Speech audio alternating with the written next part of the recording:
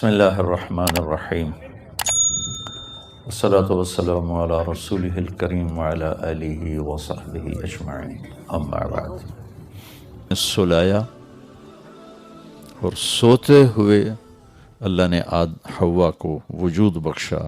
ہمارے نبی کا فرمان ہے کہ آدم کی بائیں پسلی سے اللہ نے نکالا۔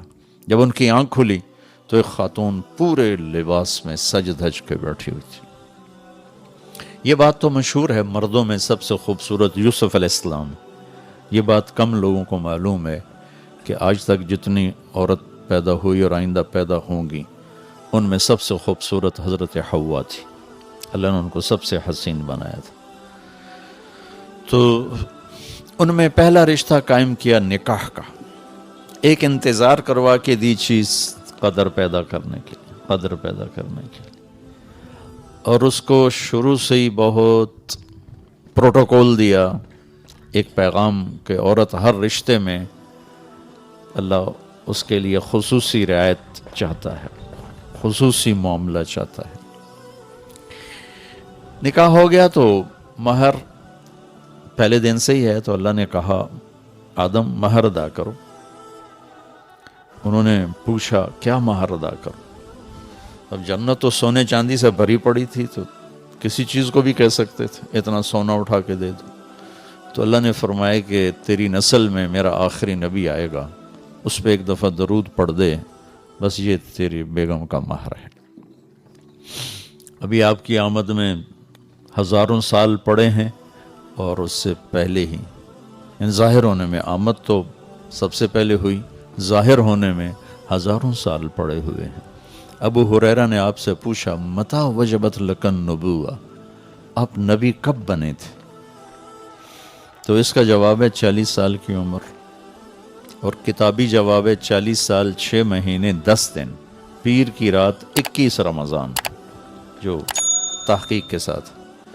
تو آپ نے دونوں میں سے ایک جواب بھی نہیں دیا کہ 40 سال یا 40 سال 6 ماہ 10 دن۔ فرمایا کہ میں کنت نبیا وان آدم بین الروح والجسد، ابھی آدم کی مٹی اکٹھی نہیں ہوئی تھی، اللہ مجھے نبی بنا چکے تھے۔ تو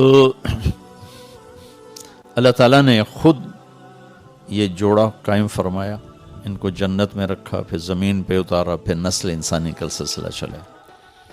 اللہ تعالیٰ نے کسی رشتے کے بارے میں قرآن میں یہ تعبیر اختیار نہیں کی کہ یہ میری نشانی ہے۔ جیسے اللہ کہتا ہے ان فی خلق السماوات والارض، یہ آسمانی، یہ زمین، واختلاف اللیل والنہار، یہ رات یہ دن، والفلک التی تجری فی البحر بما ینفع الناس، یہ سمندر تمہارے سامنے، اس میں تیرنے والے جہاز، کشتیاں، وما انزل اللہ من السماء من ماء، آسمان کی بارش، فاحیا بہ الارض بعد موتها، پھر زمین کا سرسبز ہونا، وبث فیہا من کل دابہ، اس میں زندگی کا پروان چڑھنا، وتصریف الریاح، موسموں کا ہیر پھیر، ہواؤں کا رکنا چلنا جیسے بھی چل رہی، والسحاب المسخر بین السماء والارض، زمین آسمان کے درمیان بادلوں کا کھڑے ہونا، لآیات لقوم یعقلون، یہ بہت بڑی بڑی نشانیاں ہیں جو اپنی عقل کو استعمال کرے گا۔ یہ ایک طرز ہے قرآن کا، اللہ اپنے وجود پر ان چیزوں سے دلیل دیتا ہے۔ تو ایک جگہ اللہ نے عجب طریقے سے دلیل دیے اپنے، من آیاتہ، تیرے رب کی بڑی نشانی ہے، ان خلقکم من تراب، تمہیں مٹی سے پیدا کی، فَإِذَا أَنْتُمْ بَشَرٌ تَنْتَشِرُونَ، اور تم بیٹھے ہوئے ایک دوسرے کو دیکھ رہے ہو، بنے مٹی سے ہو۔ ایک آیت چھوڑتا ہوں، اگلی پڑھتا ہوں، من آیاتہ خلق السماوات والارض، میری بہت بڑی نشانی ہے زمین آسمان، واختلاف السنتکم والوانکم، میری بہت بڑی نشانی ہے تمہارے رنگ روپ زبانوں کا الگ ہونا۔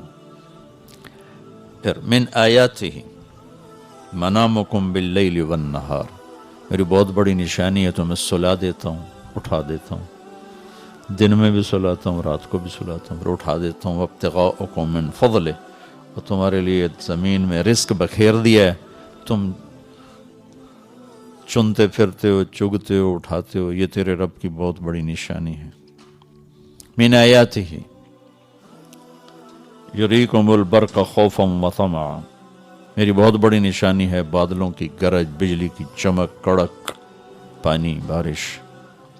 من آیاتہ ان تقوم السماء والارض بامرہ، میری بہت بڑی نشانی ہے کہ زمین آسمان قائم ہے، قائم ہے۔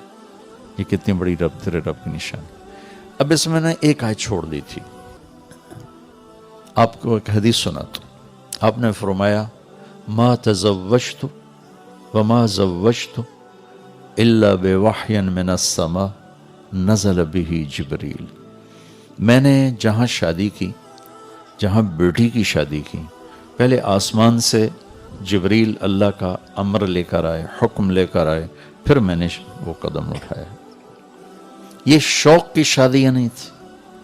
25 سال کا نوجوان 40 سال کی عورت سے کیوں شادی کرے گا جبکہ رشتوں کی کمی کوئی نہ ہو اور حسن و جمال کا پیکر ہو۔ حضرت عائشہ رضی اللہ عنہ فرماتی تھیں کہ یوسف علیہ السلام کو دیکھ کر عورتوں نے ہاتھ کاٹے تھے، اگر میرے محبوب کو دیکھتی تو دل چیر کے بیٹھ جاتی۔ اور ایک دیہاتی عورت نے آپ کا حلیہ بیان کرتے ہوئے کہا تھا رأیت رجلا ظاہر الوضاء ابلج الوجه حسن الخلق لم تعبه ثجلہ، 7 الفاظ ہیں، اور 7 الفاظ کا ایک خلاصہ ہے کہ ایسی آنکھ کائنات میں اللہ نے کسی کی نہیں بنائی، ایسی خوبصورت آنکھ اللہ نے کسی کی نہیں بنائی۔ سبحان اللہ، حسین آنکھ، پلکیں لمبی دراز، آواز میں کشش، آواز میں ایک نغمہ، آواز میں ایک گرفت کہ دل کو پکڑ لے آدمی کی، داڑھی بڑی خوبصورت گھنی، گردن سراہی دار، خاموش ہیں تو وقار کا پیکر ہیں، بولتے ہیں تو نور ہی نور بکھیر دیتے ہیں اور نور چھا جاتا ہے، اور زبان سے نکلنے والے جملے ایسے ہیں جیسے موتی پروئے ہوئے نکل رہے ہوں، اور ہمیں اتنی خوبصورت ہیں جیسے آنکھوں کے اوپر کسی نے کمان رکھ دی ہو، یوں کر کے حسین چمکتی سرمگی آنکھ ہے۔ یہ اگلا کافی سارا میں نے چھوڑ دیا ہے، تھوڑا سا میں نے آپ کو بتا دیا ہے۔ اس حسین نوجوان کو 40 سال کی عورت سے شادی کی کیا ضرورت ہے؟ ایک منگنی ٹوٹی ورقہ بن نوفل کے ساتھ، ابو حالہ سے نکاح ہوا، ایک بیٹا ایک بیٹی، ہند اور حالہ، انتقال ہو گیا، بیوہ ہو گئے۔ دوسری شادی ابن عابد کے ساتھ، ایک بیٹا ہوا، خاوند کا انتقال ہو گیا، 40 برس عمر گزر گئی، جوانی 40 برس میں ڈھل جاتی ہے، آپ نے ان کے ساتھ شادی فرمائی اور زندگی کے 25 برس ساتھ گزار دی۔ جب آپ کی عمر 50 سال ہوئی اور حضرت خدیجہ 65 سال، تو ان کا انتقال ہوا، تو اس کے بعد 50 سے 63 13 برس میں آپ نے 10 شادیاں کی۔ یہ حدیث میں نے آپ کو سنا دی، ما تزوجت وما زوجت الا بوحی من السماء نزل به جبریل، کہ جہاں شادی کی، جہاں بیٹی دی، اوپر والے کا امر آیا، پھر یہ قدم اٹھایا۔ یہ کیوں تھا؟ زندگی سمجھانے کے لیے۔ نماز آسان سا کام ہے، سستی کی وجہ سے نہیں پڑھتے، کوئی ایسی وہ مشقت نہیں ہے کہ جس سے کہ کوئی کر نہ سکتا ہو، سستی ہے، عظمت نہیں پڑھتے۔ روزہ تھوڑی سی مشقت کا ہے، ذرا سی ہمت ہو تو فاقہ برداشت کیا جا سکتا۔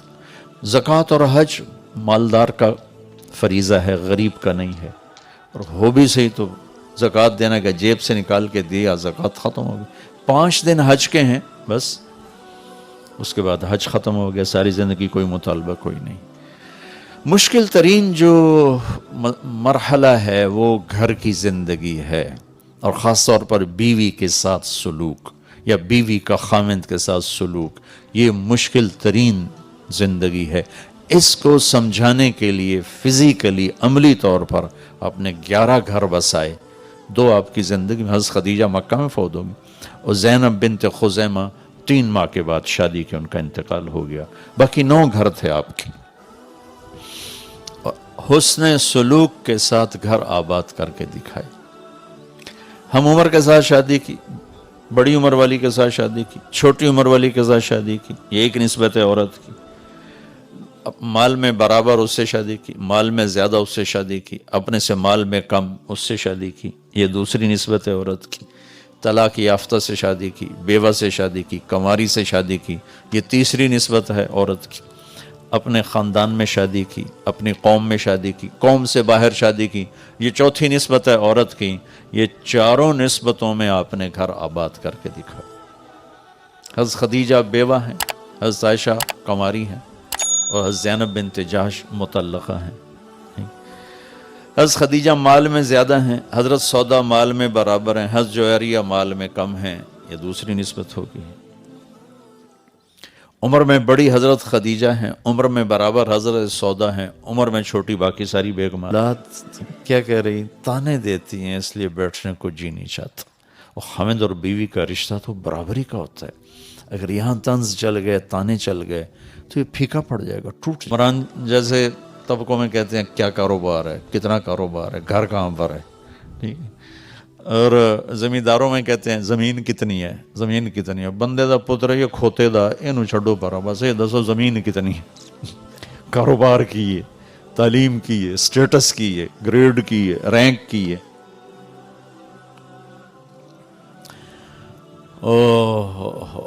ہماری فیملی میں ایک بہت نیک بچی تھی، بہت نیک، چھوڑ کے ہو جائے۔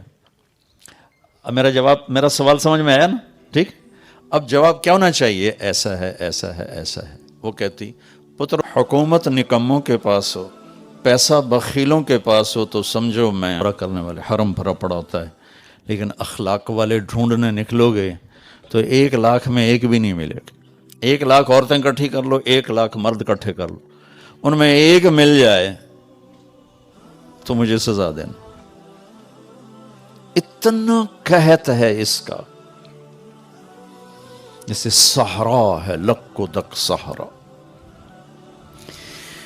اس میں اسی ایک حدیث میں ملا ہے، اور بھی کہیں ہوگا مجھے یاد نہیں، اس لیے میں دعویٰ نہیں کرتا ہوں، غالباً کہتا ہوں کہ میرے بیٹے انس میری ایک بہت بڑی سنت ہے، یہ ففعل اللہ و یا رسول اللہ، رحمت للعالمین ہونے کا کیا ثبوت دے رہے ہیں، واہ یا رسول اللہ۔ آپ نے فرمایا میرے بیٹے اس دل میں دنیا کے کسی انسان کے بارے میں نفرت نہ پالنا، کھوٹ نہ پالنا، بغض نہ پالنا، حقارت نہ پالنا، اس دل کو پوری دنیا کے انسانوں سے صاف رکھنا، بس یہ میری عظیم الشان سنت ہے، یہ میری عظیم الشان سنت ہے۔ جو اس پہ عمل کرے گا وہ جنت میں میرا ساتھی ہو جائے گا۔ تو جو بھی اپنے گھر کو خوبصورت بنانا چاہتا ہے، اپنی معاشرت کو خوبصورت بنانا چاہتا ہے، تو اس کو سونے چاندی کی ضرورت نہیں ہے، اس کو یہ 2 باتوں کی ضرورت ہے۔ ایک زبان کا بول میٹھا کر لے، ایک دل کا جذبہ پازیٹیو کر لے۔ ایک صحابی ہیں ابو دجانہ، فرماتے ہیں لوگوں میرے پاس بخشش کا سب سے بڑا عمل یہ ہے کہ میں نے آج تک اپنی زبان سے کسی کو دکھ نہیں پہنچایا، اور میرے دل میں کسی انسان کی نفرت نہیں ہے۔ اللہ بھائیو، یہ وہ نسخہ ہے، میں کر لوں آپ کر لوں، ہمارے گھر آباد ہو جائیں گے، ہماری دنیا بھی بن جائے گی، ہماری آخرت بھی بن جائے گی، نیا گھر بھی آباد ہو جائے گا، پرانے گھر بھی آباد ہو جائیں گے۔ انسان کو سب سے زیادہ جو چیز جھکاتی ہے، دیکھو نا، ہم لوگ میری مان کے چلیں، لوگوں پر میرا روب چلے، تم جھک جاؤ، وہ سب تمہاری مان کے چلیں، تو وہ میرے نبی والے اخلاق ہیں، وہ میرے نبی والے اخلاق ہیں، وہ میرے نبی والے اخلاق ہیں۔